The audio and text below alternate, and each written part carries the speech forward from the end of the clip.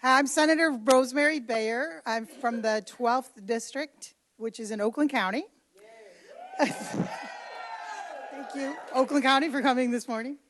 Thanks, everyone, for coming today. I would first like to recognize Senators Chang and Moss, and Representatives Wittenberg, who you will hear from shortly, Carter, also hear from, and Hoadley, all our lead sponsors on these bills.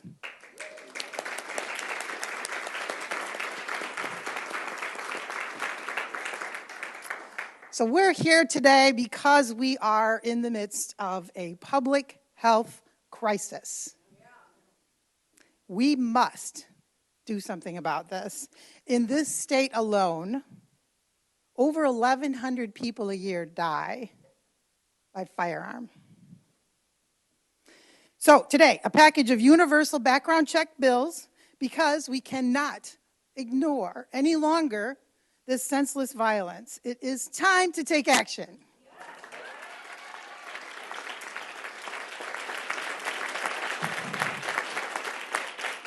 So we know we have a problem and a big gap in our federal gun laws that let people purchase firearms without a background check. Under the current law, unlicensed sellers, people who sell online, gun shows, anywhere else without a federal dealer's license, can transfer firearms without any kind of background check.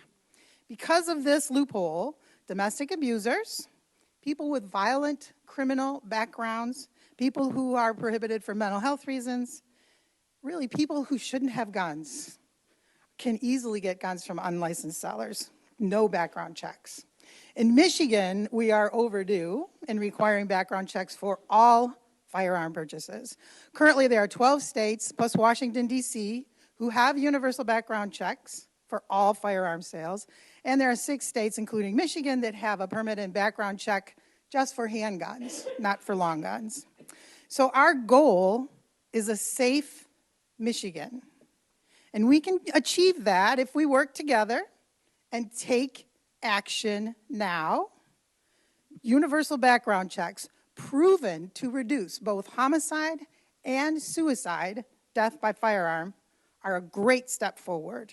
Recent data show that more than 90% of Americans support background checks for all gun sales. And we don't have that. And so guns are still finding their way in the hands of illegal buyers, traffickers, all things that increase the likelihood of both homicides and suicides. We need the universal background checks, and we need them now, and there should be no loopholes and no exceptions.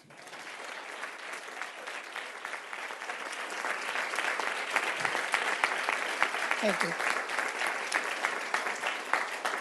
So we can and we will create a safe Michigan for everyone, for our families, for our kids, our seniors, so everyone is safe and protected no matter where they go. All right, now I'm going to turn this over to the chair of our Gun Violence Prevention Caucus and longtime fighter for the cause, Representative Robert Wittenberg, who will talk more on the bill.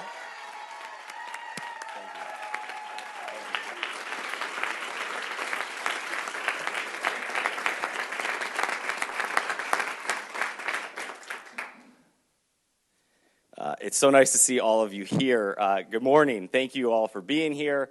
As Senator Bayer said, my name is Robert Wittenberg, and I'm the state representative in the southeast part of Oakland County for the 27th House District. I am the co-founder of the Legislative Gun Violence Prevention Caucus and currently the chair. And actually one of the co-founders is Representative Jon Hoadley as well, who helped found the caucus.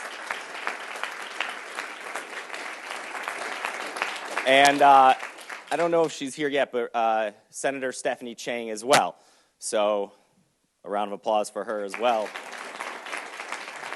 Not, okay. Not, yeah. And as legislators, there's no responsibility more important to us than ensuring the safety and well-being of families throughout our communities and throughout the state. In recent years, the gun violence epidemic has plagued almost every corner of our state and nation, leaving countless victims in its wake. Yet too often after these tragedies occur, after the chorus of thoughts and prayers has come and gone, we continue to suffer from the silence of inaction.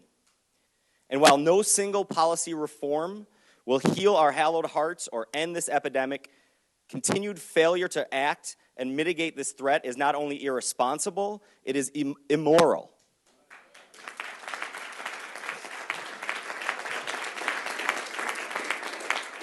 Michigan residents deserve to feel safe and secure in their homes and on their streets, knowing that criminals are not able to readily access firearms. In 1993, the National Instant Criminal Background Check System, NICS, was created after the passage of the Brady Act into federal law.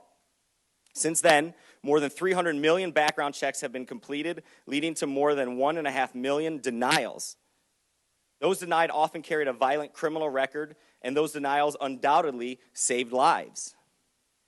A 2019 study by Boston University's School of Public Health found that states with laws requiring universal background checks had homicide rates 15% lower than states without these laws. This system, which often can handle a background check inquiry in less than 10 minutes, serves to keep our communities safe. Unfortunately, while background checks are currently required in Michigan for pistol purchases, they are not required for long guns, such as AR-15s and shotguns. These bills take a strong step forward in ensuring criminals cannot easily access firearms by expanding background check requirements to all gun purchases. And just to tell you a little bit about the legislation, literally it's the change of one word. When we go in there, where it says pistol, right now it says background checks for pistols, we change that to firearms. It's that simple. Words, they have meanings and it's important. So that's how we work that in this legislation. In some states, the effect of sound universal background check legislation is even more staggering. Residents across my community and throughout our state understand the critical role background checks play in keeping our communities safe, which is why it is so important that we pass this legislation to include mandatory background checks for all firearm purchases. These bills also update the criminal procedure and sentencing guidelines for people who forge information on their firearm license application, provide false statements on their firearm sales record, or knowingly sell firearms without performing a background check. In a moment, we will hear from Pamela Laidlane. Close. I apologize. She's Pamela, to share her story about how gun violence impacted her life. But first, an unfortunate reality must be brought to light. For every survivor of gun violence, there is an ever-growing tally of men, women, and children who were robbed of their lives as a result of gun violence. Today and every day, my colleagues and I stand up for them as we seek to even the odds in this battle to end gun violence. We can't continually do nothing and expect that things are going to change. The time for action is now. Thank you.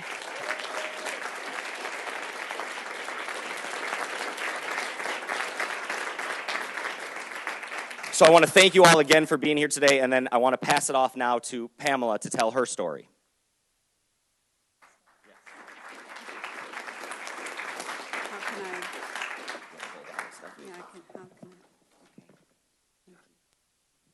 My name is Pam Laidline. I live in Macomb Township. I'm a survivor of gun violence. I want to tell you about my daughter, Michelle Packard. In May 4th, 2012, she graduated from Michigan State University with her PhD in Biosystems Engineering.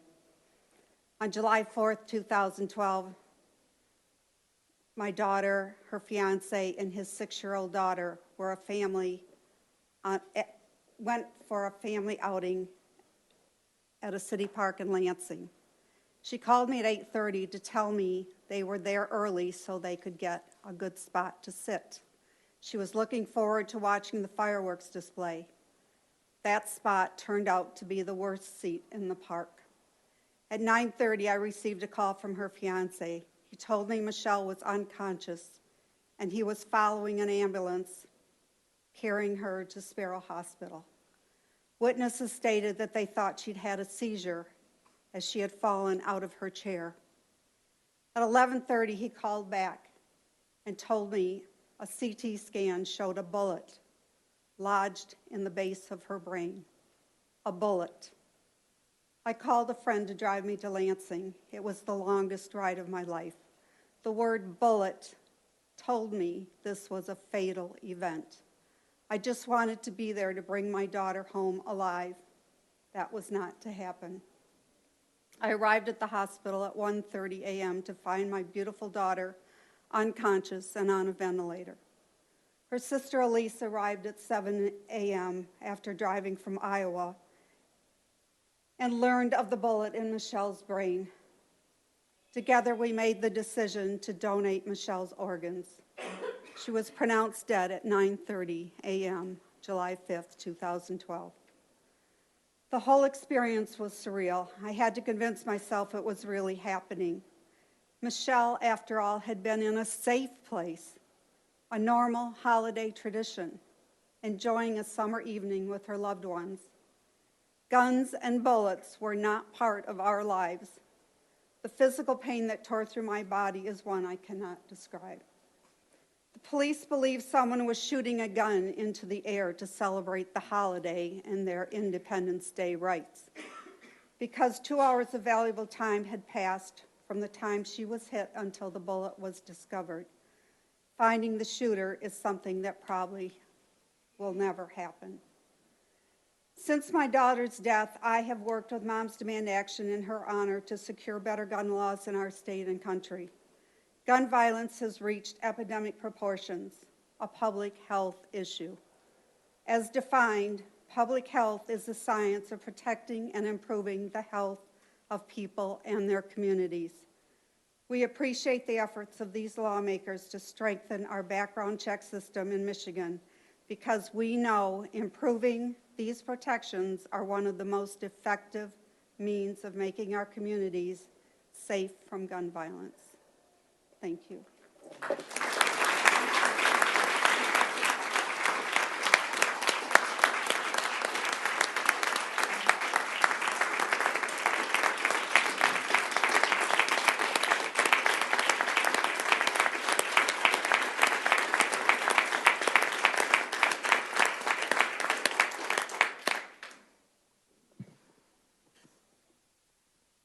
I know that's not the way anyone ever wants to get a standing ovation, and I applaud your courage.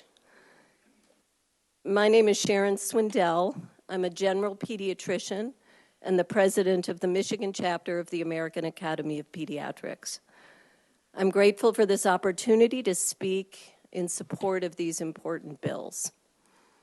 Firearm injuries are the second leading cause of death among children and teens in the United States and in Michigan.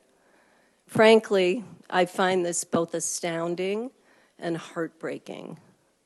With the leading cause of death, motor vehicle accidents, we've changed policies, laws, technology, engineering, have funded research with promising results. Yet we've failed to do the same with firearms. I hope never to receive another call from a distraught parent about a child or teen who's been injured or died from a gunshot wound, either self-inflicted or inflicted by someone else. These are calls I'll never forget and were not something I thought was in my job description. And sadly, I'm not alone among providers receiving these calls. The numbers don't lie. This is a public health epidemic, crisis, emergency, whatever word you want to use. 100 Americans per day die from guns. Higher numbers of youth at younger and younger ages are committing suicide with guns. Mental health, depression, and anxiety clearly come out of this issue for youth today. I think we are increasingly numb to the seemingly daily reports of shootings. Universal background checks are one essential part of reducing firearm injury and death and keeping firearms only in the hands of responsible gun owners. The vast majority of citizens, gun owners included, support such measures. This is common sense. Yes, we also need mental health resources, safe storage, smart technology, and other measures. We need it all. But let's start with this one important step. Thank you again for introducing these important bills, and I urge your fellow legislators to support them. Thank you.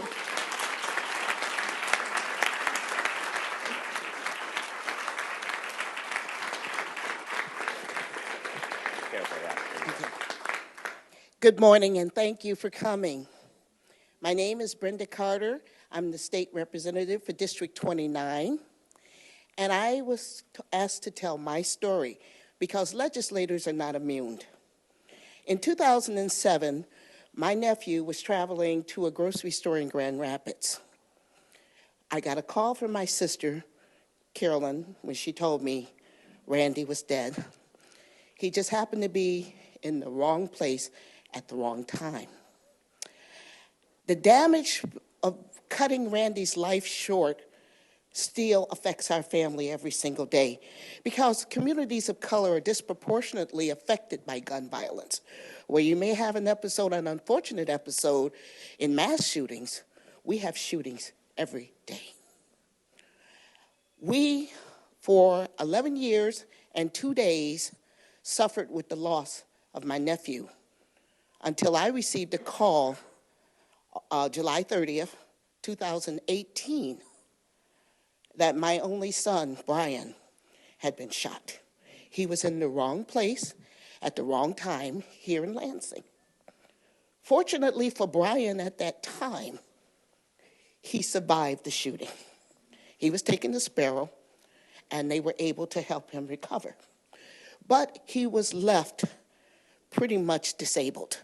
He had 3 young children, and these children needed a father to get out there and work and bring in resources. But Brian was incapable of doing that because of his gun injury.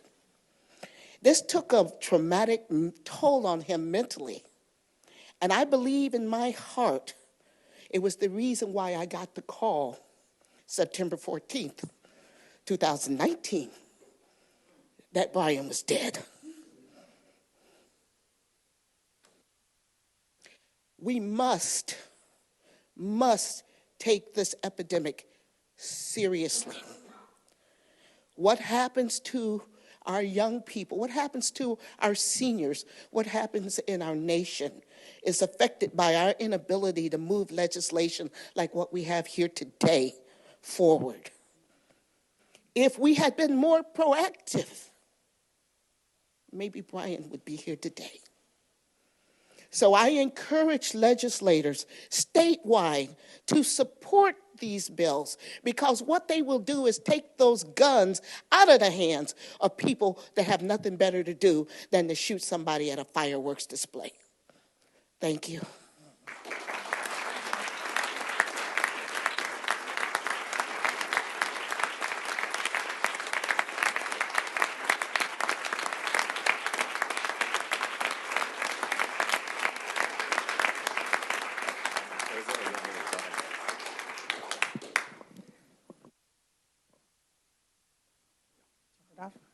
Thank you.